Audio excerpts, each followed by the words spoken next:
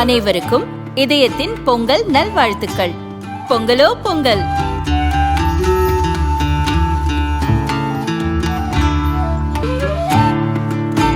அனைவருக்கும் இதயம் மந்த்ராவின் பொங்கல் தின நல்வாழ்த்துக்கள். பொங்கலோ பொங்கல். ஹாப்பியா, ஹெல்தியா, ஜாலியா ஒரு life. Lanker Harmonia Pavilion, Senior Living Apartments at Sri Perumbudur. Bookings call 7717273747.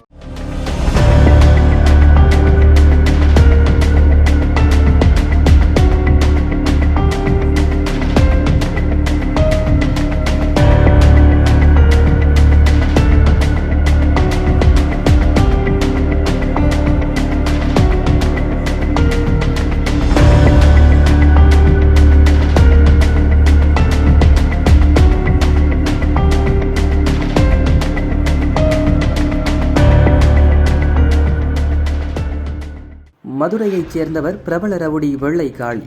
சரித்திர பதிவேடு குற்றவாளியான இவர் சென்னை புழல் சிறையில் அடைக்கப்பட்டுள்ளார். கடந்த வாரம் கஞ்சா வழக்கு தொடர்பான விசாரணைக்காக புதுக்கோட்டை கோர்ட்டில் காளியை ஆஜர்படுத்திய போலீசார் இரவானதால் திண்டுக்கல் சிறையில் தற்காலிகமாக அடைத்தனர். பின் மறுநாள் காலை வெள்ளை காளியை அழைத்துக் கொண்டு மீண்டும் புழல் சிறை நோக்கி போலீசார் புறப்பட்டனர். அன்று மதியம் பெரம்பலூர் திருமாந்துறை சுங்கச்சாவடி அருகே உள்ள ஹோட்டலில் காளிக்கு உணவு வாங்கி கொடுத்தனர். போலீசாரும் அங்கேயே சாப்பிட்டனர்.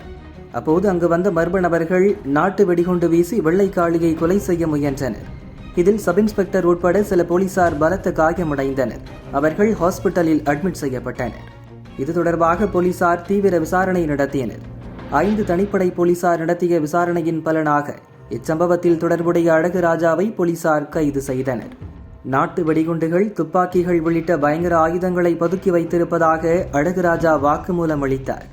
இதையடுத்து அவற்றை பறிமுதல் செய்வதற்காக அழகு ராஜாவை திருமாந்துறை அருகே உள்ள இடத்திற்கு போலீசார் அழைத்து சென்றனர். அப்போது அங்கிருந்து அரிவாளால் எஸ்ஐ சங்கரை வெட்டிய அழகு ராஜா அங்கிருந்து தப்ப முயன்றார். அங்கிருந்த சில நாட்டு வெடிகுண்டுகளை போலீஸ் வாகனம் மீது வீசி தாக்குதல் நடத்தினார்.